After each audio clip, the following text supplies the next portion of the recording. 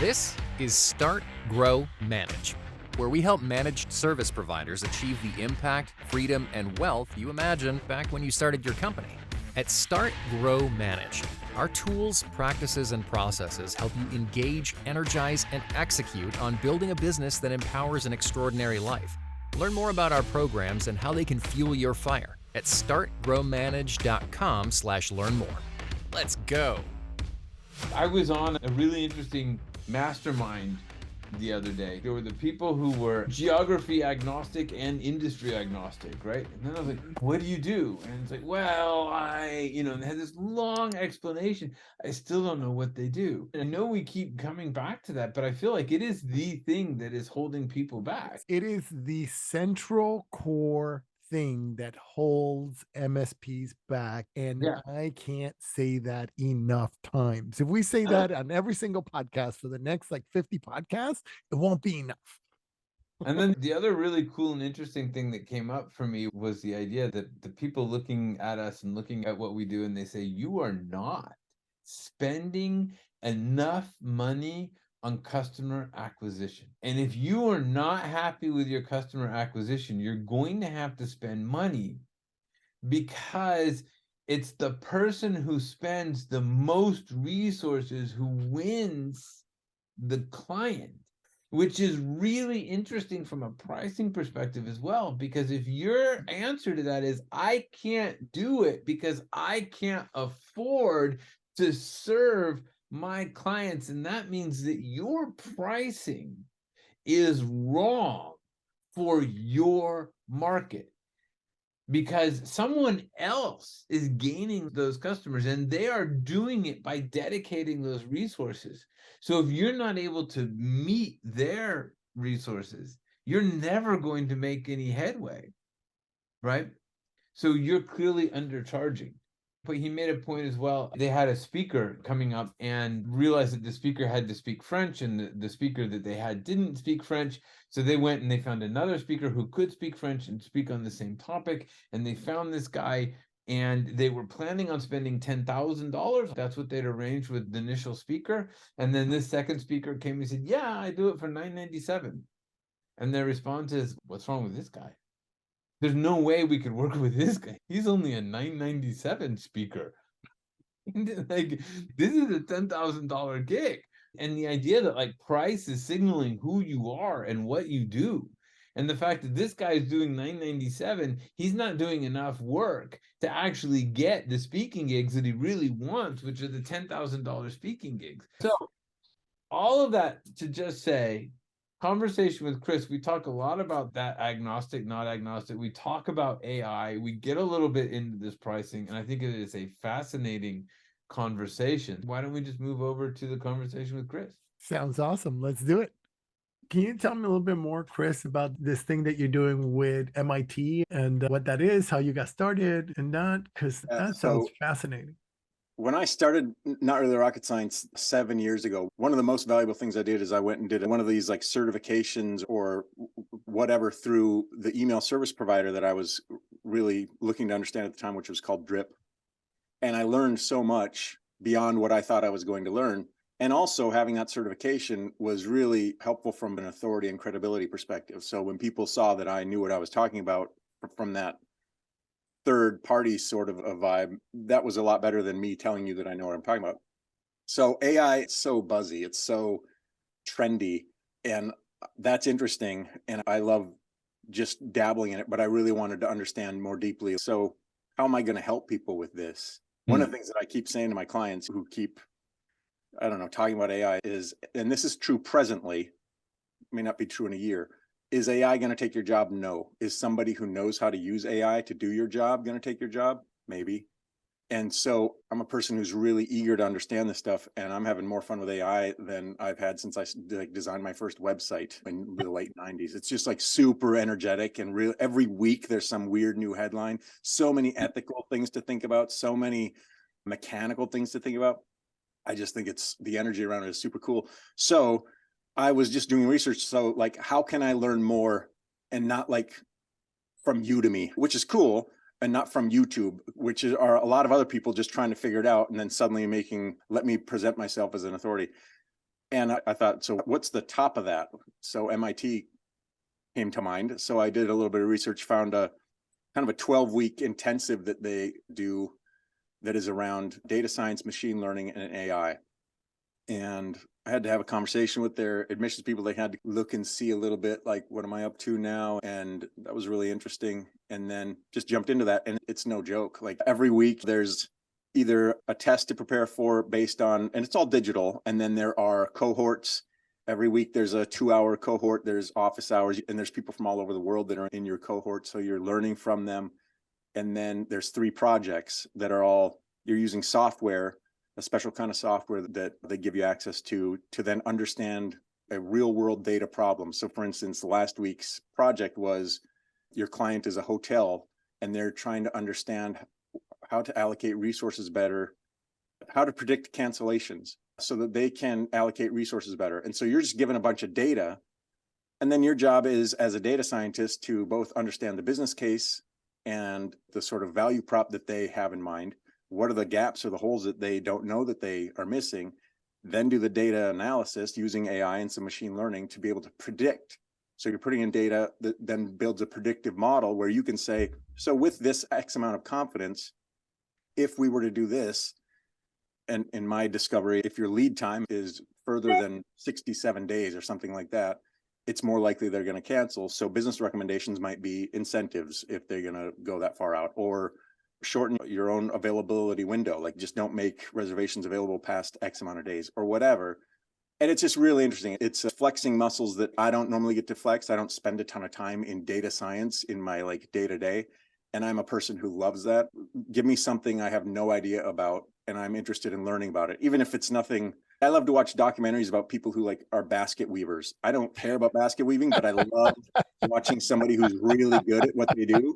I love that. Yeah. This is a little bit like that. So then, I was doing a guest lecture at UC San Diego around art and AI. So AI art, like some of the different tools and what to look out for and some of the ethical stuff. And it's helpful when I can say, so here's how some of that is trained and here's how the machine learning operates. Here's where the bias is built in. So here's where you need to watch out for this or for that. At the end of this whole chain somewhere, there's a human being that the machine learned from. So what is that human being? What are their characteristics that may be coming into that plane? It's all just so fascinating. And I love the energy around it right now. There's this woman, I can't remember her name. Oh man, I'll see if I can find it. But I think she's suing OpenAI for the Dolly program, because now you can put in, do a cartoon in the style of this woman, and then it produces a cartoon that looks just like her cartoons. And she's like, that's my style. It's like, this isn't just writing random stuff. You're actually taking the way that I do things, like the specific style that I have created that took me time, effort, and years of branding to create. And now you're saying anybody can use that to create their own stuff and they get to profit from all of my branding. Yeah. And that's a really interesting question and challenge, right? Because there's another thought that says artists forever have been copying other artists, and that's actually how people learn to create art. What's right and what's wrong, and how do we sort that out? Seems to me to be a super interesting problem. And I have sympathy for both sides. So I don't know what the answer is. And I think it's something that we're really going to have to put some thought into figuring out. Because I think what's changed is that the AI that you're talking about with the models, like the hotel models, that's been around for a while. Like we've been using those things and big data to create regressions and predictive models. It's super useful, but like these language models and this Dolly, I don't even know what it is. These models are able to take and then regenerate stuff that really can step on copyrights. I completely agree with you, Jeff, that there's just this, it's a fascinating debate and discussion and where one lands on it with the information that they get. I agree with you too. Hasn't art always been some form of imitation? I think there's this really interesting dichotomy on, I think about, it's really easy for us, we who are used to a thing, to have reactionary and often apocalyptic ideas about new tech. Oh no, it's going to do this. So some third grader is out there and they're going to have a world of accessibility out to them to illustrate their comic book or whatever. And imagine the opportunities that's going to create for them in their imagination or whatever, so that the places that they will be able to go that we can't even imagine, because they're going to be able to tap into other parts of their brain we haven't even imagined them being able to tap into. They're going to see all these possibilities, and it's going to open up like not just career paths, but like all the things that sort of opportunity in a developing mind can represent. But the flip side of that is some great, in that same situation, comic book artist will not develop because they just went to OpenAI or they just went to Midjourney or whatever, and they got what they needed. They didn't need to figure out how to craft it. So I don't know how it's going to all end up. And that's what I think is really interesting. So there's a really interesting point in what you're talking about around the fact that we have our perspective. And I don't know, have you ever read the Hornblower series? You guys know what I mean? C.S. Lewis and the Hornblower. So, C.S. Lewis, I've read a lot of him, but yeah. Hornblower was his character. He was like a British captain during the Napoleonic Wars. So there's like this whole series of him going out in boats and these naval battles and whatnot. Okay, the reason I talk about this is because you read these stories, and one of the things that I'm immediately struck by is how many people it took to run a sailing ship. Hundreds of people to pull ropes and set sail and then take them down again. And then you had to feed all these people, so you had to prepare the food. And there's like the industry around that. And this was crucial for Britain, right? This was a massive development point for Britain, was the strength of their navy and everybody that was in that navy. Now, today, that entire sailing ship could be run remotely. Like one person could operate 5 or 6 of those things while having lunch and having a conversation with somebody else. That time is over.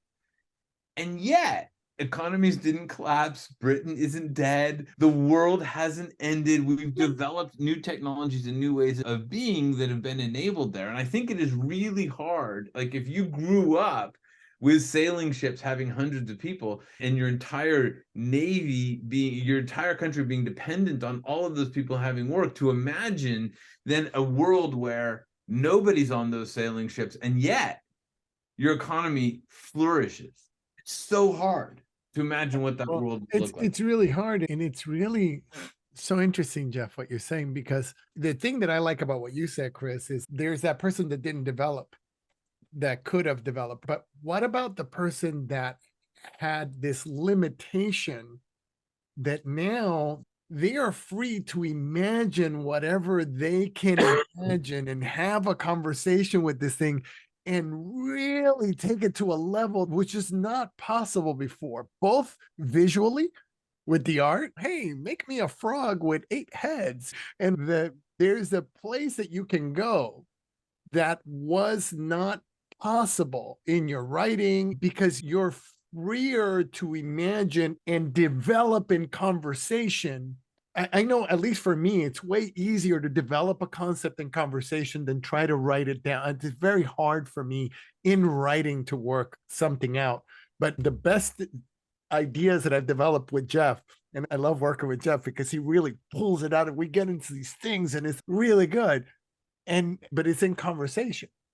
So what becomes possible now for those visual people that can now start to put things into words that they couldn't put before, and for those people that were really great at writing that can now create visuals that they could never do before, because the thing that they're imagining, they can actually say it in language and boop, there it is. So that, I think that there's a real opportunity as well there. I love what you're sharing, and that conversationality is key to the value of, if we just talk about ChatGPT. I was helping a client understand it, and they would work with it a little bit, and then they would find themselves having a question about how something worked, and their default, let me jump to Google, and they were Googling how to do the thing. And I said, just talk to the thing that you're already in. There's a mindset that we have where search engines, they don't really provide context. They just give us a whole bunch of stuff for us to go see if we can figure out the context, unless we're looking for something pretty binary. What time is this, or what's the recipe for that? And we're so used to that. It's almost like, I hate to use the paradigm word, is such a buzzy thing, but it's almost a paradigm shift to realize that you can just talk to this machine in an organic sort of human way, and it will do the same. And one thing that I love to do, if you haven't tried this, do it. Tell ChatGPT that it is an expert of a certain kind and to ask you questions.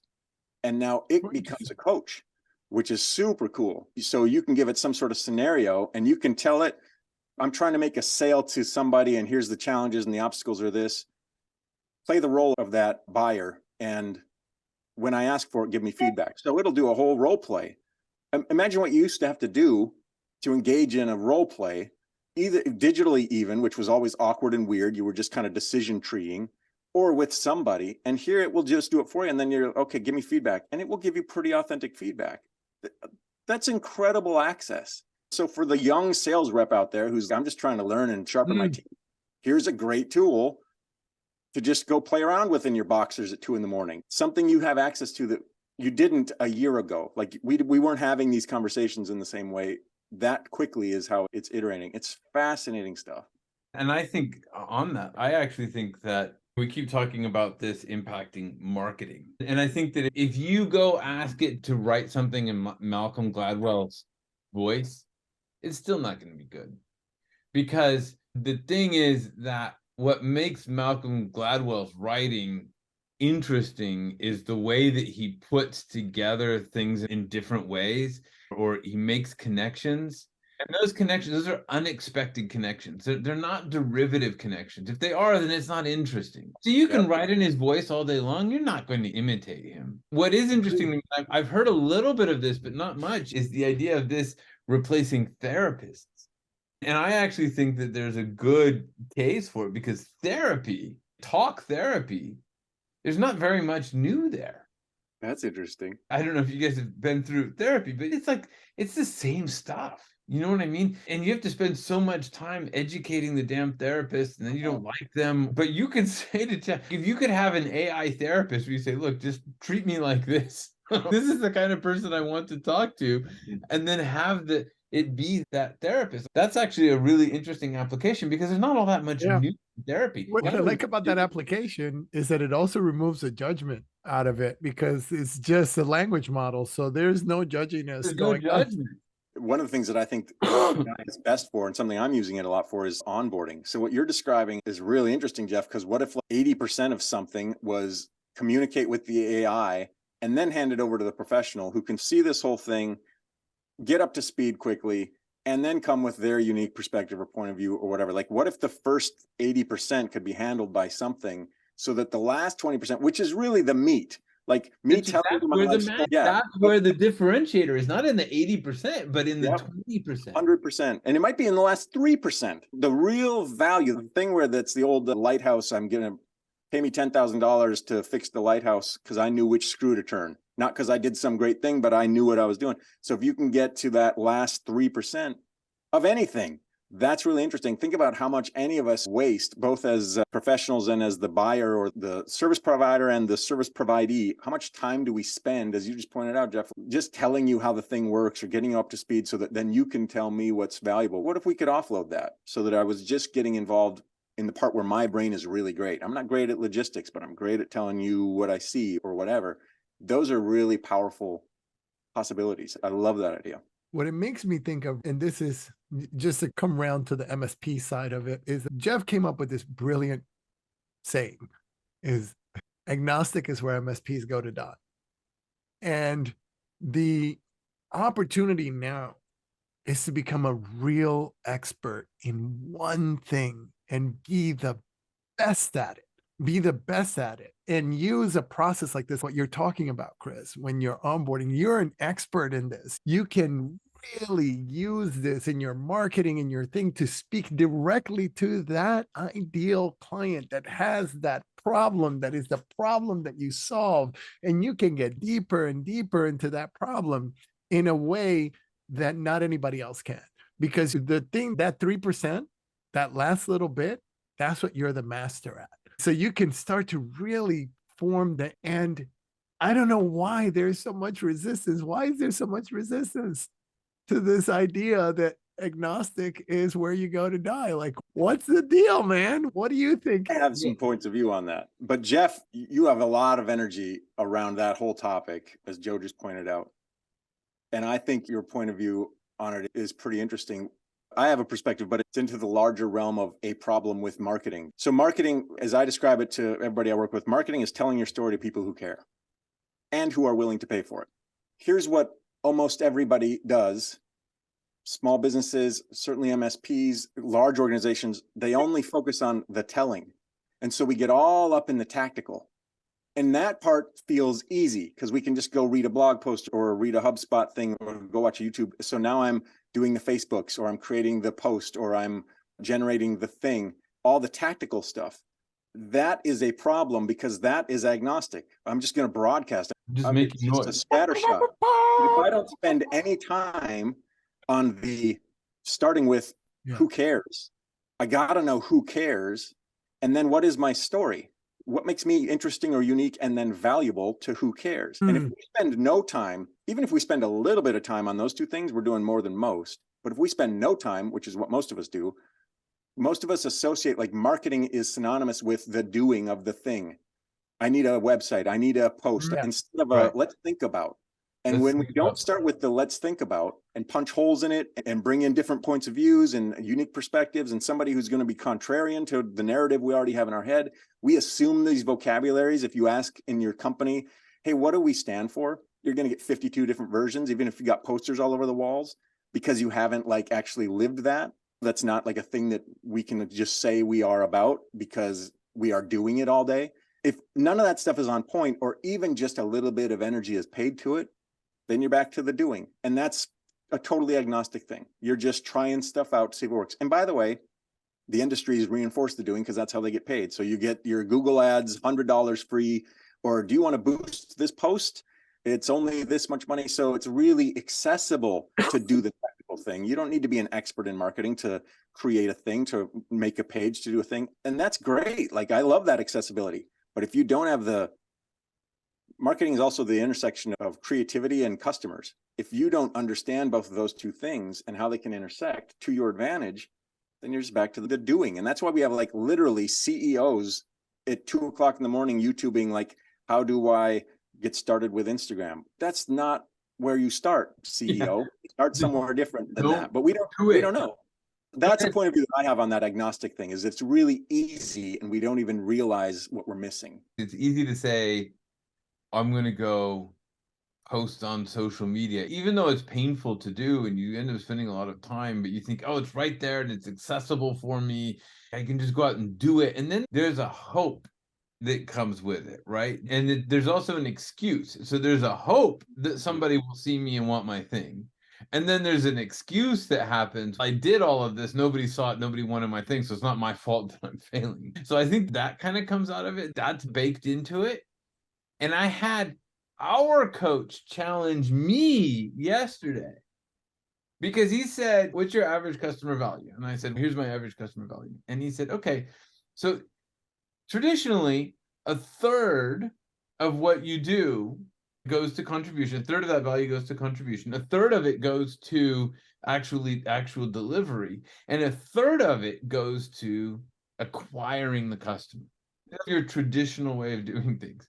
And he said, so are you spending anywhere near a third of that price in acquiring the customer? No matter how you look at it, whether you look at it over 6 months, a year, or even, are you thinking about spending a third? I'm like, no. What we're doing is we're making a lot of noise in a lot of channels in the hope that somebody comes and buys our stuff so that we then have an excuse when people don't do it, that we can say, we tried and we did everything that we can. And if I'm going to spend real money, if you say to me, hey, you have to go spend, let's say, $5,000 to acquire a customer, then all of a sudden I have to think really hard about where I'm going to spend those $5,000. 100%. And then if I think I'm going to acquire 10 customers, I have to spend $50,000. I'm going to spend $50,000. I'm going to think hard about where I spend the $50,000. And that's the work of marketing, I think. That's a great point. And the flip side of that, which I see all the time, is by the way, if you get that story right and that customer right, then the doing becomes almost inevitable. Okay, so here's where those people might be able to be found, and they're not on Facebook or they're not on the ad or whatever. But the flip of that is you do that analysis and then you say, okay, I think this is a great way to do. I think radio ads, which by the way, I rarely recommend, are the thing to do. And then somebody says, we tried radio ads. It was a huge bust. Well, cool. But you tried it without any of this new insight that you have, or without a strategy behind it. You just tried it. And so now you're cutting off possibilities from yourself because you think you know more than you do. You think you're an expert in this because you tried it for a month and you didn't get any. That's the Dunning-Kruger effect. Yeah, exactly. Exactly. And so, yes, your Dunning-Kruger is like running rampant because you think you're an expert in Facebook ads because you tried it for a month, which you did then is develop some data. You didn't actually get anything, and therefore it must not work for you. You don't understand that maybe it takes time, or maybe your obstacles are this, or maybe if you would have added this to it or whatever. And so now you're turning off spigots that could be turned on because you didn't turn it on the right way, or you didn't turn it on enough earlier. Your expertise, that's the thing, is like anything, you got to know what you're doing with this and how to think about it. And just because you're a CEO of a company, or you run some company, or you're really smart or great at that thing, please focus on being great at that thing, or leading your company and through your vision in that thing, not in thinking that you're also the expert in X because you tried a thing for 2 months. You know, the reason why we're laughing so hard is because we met with an MSP, and everything that we say is, oh, I've done that. I've tried that. I've done this. I've tried that. I tried this. I tried that. Yes, I did that. No, that didn't work. That doesn't work. No, that doesn't work for me. That doesn't work in my industry. We're going through the whole thing. And I've done this for everybody. I've targeted the whole world. And I've done every channel, every place for everybody. I've targeted the whole world. Only $1,500 a month, mind you. But still, anyway. But then we go through the whole thing. And I said, have you identified the ideal client, the problem you solve for them? And he goes, I haven't done that. But that probably won't work because I targeted the whole world. Yeah, that's fascinating. And so common. I like say all the time, if I can target redheads in Nebraska, we're going to get you more business than if you want me to try to talk to every MSP in America. Like, the more we can niche that down, or chisel that down, or whittle that down. And that's tricky. As you guys have described, as you guys know, figuring that out is not easy, and it's time consuming. And by the way, it's dynamic. So what this week, the answer might be this, but next month, business dynamics or whatever might change, climate might change, and you might need to maneuver on that. And so many of us have this sort of, we'll do this strategy work, or we'll build our revenue model, or we'll do the thing when we start the business, and we will never revisit it again. Everything is changing around us. Customers are changing all around us. New technology, AI just erupted, and we still think we did the thing that we said we were doing 7 years ago, or 5 years ago, or 3 months ago. If we don't revisit that on the regular, so that we are just constantly keeping our own sort of status quo fresh and malleable, and challenge it. Is this really what we should be doing? I love, it wasn't long ago where you guys said, you know what, we want to talk to MSPs, not to entrepreneurs. That's cool if they're listening, but we want to talk to MSPs. That's watershed, and a lot of us don't do that. And it's tricky to get to that point. And there's an ego issue there, right? Because Joe is Mr. MSP. I know tech, but I haven't been an MSP, and I see myself as broader.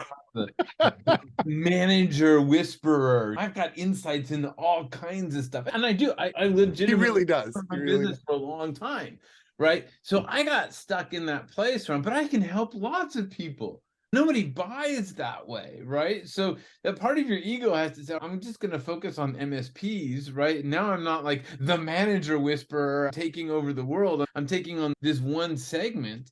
And now I've got to get really serious about it and really learn more about it, because now I'm in this one segment and not just being the general whisper. And it's interesting, the process of just letting go of part of the ego and then focusing on one thing where maybe you now have to develop some real expertise. I'm having to get into ConnectWise. A year ago, I didn't know the name ConnectWise. And now I'm like, who can give me a login so I can figure out these reports? And that's how we develop the expertise. But that's where I think a lot of that resistance comes from, is that feeling of, but I'm something different than that. The other thing is, it's so interesting. I had a couple of voice over IP providers on a call the other day, and one of them was like, a phone system's a phone system for the phone system. And the other guy was like, no, it's not, because the phone system is the phone system, but the needs of the person that's buying the phone system are completely different. If a lawyer is buying a phone system, he's going to look at it completely different than a retail store. I had a lawyer vertical myself. Personal injury lawyers, their phones can never be down, because a phone call is the difference between a $20 million win or loss. Whereas a trust and estates lawyer, if their phone's down, they can get it through email. It's a different thing. They're looking at it in a different way. But this comes back to the whole AI conversation, because there was a time when a phone was a phone. There was a time when you were like, hey, cool, we've got a phone line. And then you talk to a company, they were called the phone company. Yes. And then they would come out and they would. There was only one. They had to like hook wires up, and then you're like, now you're connected. But the world changed. And now just having a phone connection isn't enough. And it's like the same thing when we're just bringing it back to the AI. Now just writing a blog post, now just knowing how to do something isn't enough, because AI has taken that effort out. So you've got to come back to that 20%. That's the magic. That's the thing that separates you apart. Ding. And it's not being a phone anymore, because anybody can be a phone company. It's what you're doing with that to really add value to your customer that matters. That is a really good point. And I think there's few of us left where we can say access is our like main pain point. If that's our main pain point, we aren't innovating. I don't know if that's a mental thing or a technical thing or whatever that is for you, but we can literally be always on with our phones with something that's pinging us and saying, I have a thing, I need a thing. You can geolocate everything you want. Like, by the way, it's a great way to pre-qualify too. Like the AI stuff we were talking about, like maybe this isn't my ideal customer and I'm not going to spend 2 hours wasting my time on somebody who isn't the right thing. They can go through a process, and by the time I jump in, I'm ready to help out. Something you said, Jeff, that I really loved about your ego, by the way, I think it is an underestimated skill set to have situational awareness and self-awareness when you're a manager or a leader. I think we often think that it's around like how to lead a team or whatever. If you can't see yourself plainly and your own weaknesses, and then complement those with people around you who are really great at something, and have the situational awareness to see the people around you that are really great at a thing, then you're going to only be stuck in your ego. And frankly, how many of us have had managers through our lives or whatever, where we've said they're the most amazing? That's cool. And when we get them, they stand out, because we've had so many that are driven by something else. I know more, I know different or whatever. And it's not just knowing that they can do it, it's letting them do it. Empower them to be better than you are at that thing. That's when it's real management and leadership. When you recognize that I need to surround myself that are better than I am at doing all of these things. Like Joe is better at coaching. He's better at making phone calls. So I can either force myself to stand up for that and say, no, I have to own this, or I have to make space for Joe to be the expert, and then take some of the stuff off of Joe's that someone else might be better at. And but like you say, that's tough. But it creates space for you. So if you're offloading for Joe what he's great at, cool. And this gets back to the marketing thing. Offload what you're not great at to somebody who's great at that. You can just totally cultivate the thing that you are great at, or sharpen your skills at the thing that you're not great at, but you're not like under pressure to make it great in this moment. Those are key aspects of leadership. I totally agree. And as it comes back to some of the other things we were talking about, there are new ways to have those conversations. And if we, those of us who've been doing this for a minute, are not open to those new ways, if we think everything needs to be a phone call, back to Joe's sort of analogy, we are going to miss the opportunities that are not just right in front of us, but that our competitors are going to be chewing up, or the younger version of ourselves that are going to come up and build the next great company. They're going to build it on the backs of this stuff that we were too intimidated to try, or too skeptical, or too concerned about, or whatever, to just start to get into and realize its potential for us. These are all dynamics of the growth mindset, right? These are all dynamics of willing to be an innovator and an imaginative innovator, and not just a business runner or a doer or a owner. But what I like about what you just said, that's really key. It's like you can either go really be good at what you're good at, or you can sharpen your skills on this other thing that you want to be good at. The question that I ask, right, is, why are you in business? Oh yeah, I wanted to make money. Okay, great. Then go be good at what you're good at and get somebody else to do this other thing, because you're already good at what you're good at. Get better at that. If you spend the time trying to go get good at something else now, that's going to add friction. And friction just slows you down. If you're at a place where you're willing to have friction, great. But most of the small businesses that I know, they're looking to grow. If you want to grow, you have to remove friction. And so how do you do that? How you do that is you go find amazing people that know what they're doing and let them do that. And you get really narrow, you get really focused. And the narrower you get, I work with doctors. No, I work with orthopedic knee specialists who only do left knees. Yes, I love it. That's a great point. And part of what I love what you're sharing is just behave with intention. So I like what you said when you said, if you want to introduce friction, if you're doing it on purpose, then okay, good for you. But how many of us don't even realize that we are introducing friction? And that can be, by the way, like through logistical stuff. That can be like, oh, what we do, how many times you go to the dentist or whatever, and you fill out a paper something on a clipboard. Are you kidding me? This is amazing that we still have situations where that's what we're doing. And now some human being is going to have to read your weird handwriting, try to put it in something, or they're going to put a piece of paper in a folder that's going to require storage and all this stuff. These are points of friction that exist because we just haven't acknowledged that the furniture is in the way. And if we moved it 5 inches, we would have a clear path through the living room. We just are so used to it.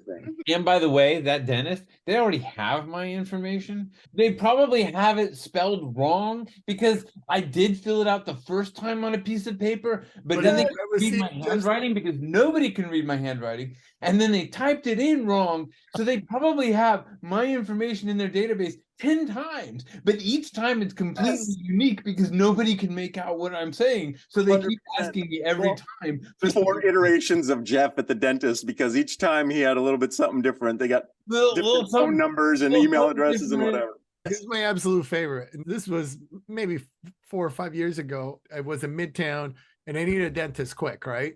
So I go on ZocDocs or something like that. I find it. They ask me all these questions. I fill everything out. I'm like, this is going to be awesome.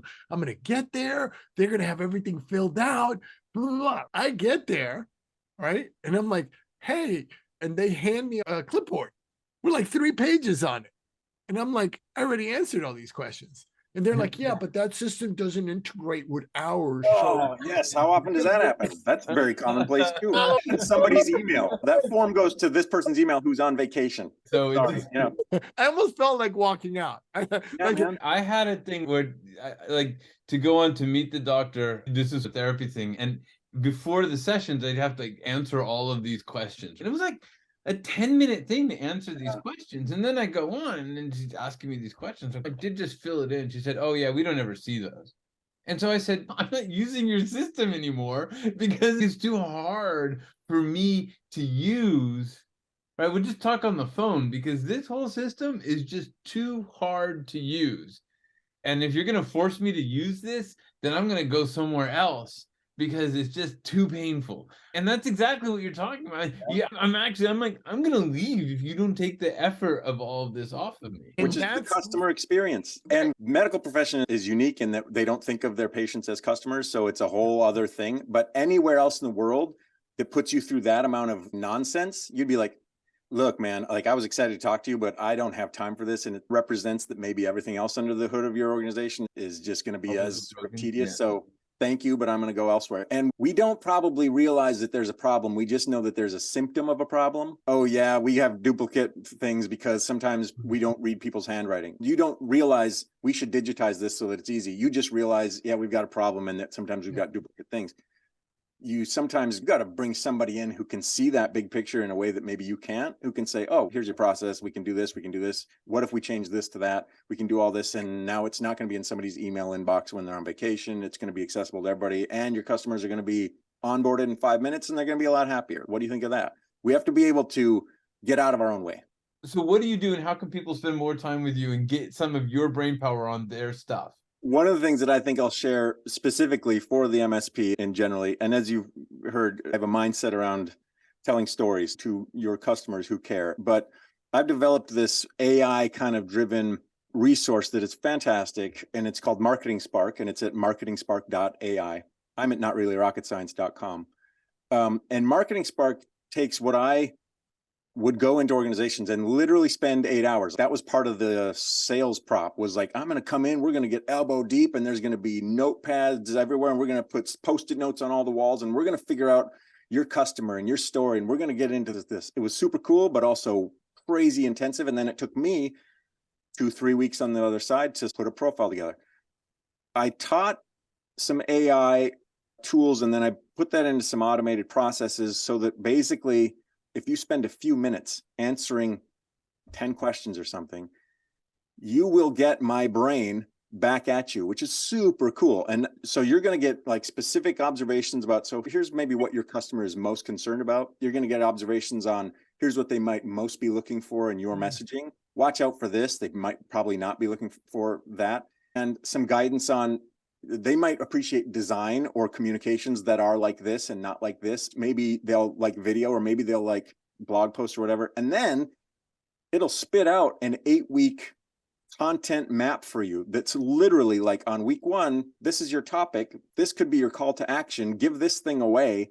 It's all the stuff that I would have given you coaching on, but it's just there, just built in. It's just baked in. It's like crazy affordable. It's back to all the things we were talking about. If you haven't done any of the work on who cares, what are we talking about, who is our customer, this is one of the easiest places to start.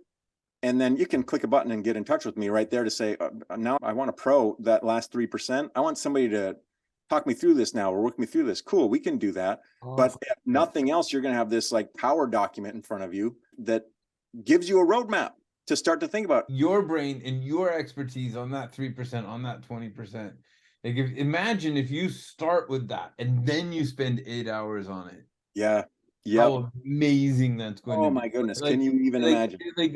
Miles beyond what it would have been if you just put all of the time and energy into the workshop. So I think that is brilliant. So MarketingSpark.ai, and I tried it and I think it was brilliant. It was super well done. So I think everybody should give it a try. So just go ahead and do it. And then your other one is Not Really Rocket Science. That's the name of my outfit, which is self-explanatory. None of this stuff should be as hard as we think it is, but at the same time, we should treat it with a little bit of intellectual respect. So NotReallyRocketScience.com is where you can learn more about all the things we do, the different ways we do it, and how we can help. And Chris really got us started on this podcast. Without him, we would still just be twiddling our thumbs and dreaming of the day. Chris, we appreciate you. Thanks for taking the time. This has been an absolutely amazing conversation. Unfortunately, we got to move on. Thanks for joining us. Joe? A special thanks to our subscribers. Remember that Consider becoming one right now and tap into our loved. insights and instincts. Thanks, to help guys. drive Great to be your with you. business Thanks, vision and Chris. success. Talk soon. Remember, you didn't start your business to feel frustration. You started it for freedom. We can help you discover the impact, freedom, and wealth you always imagined. Learn more at startgrowmanage.com/learn more.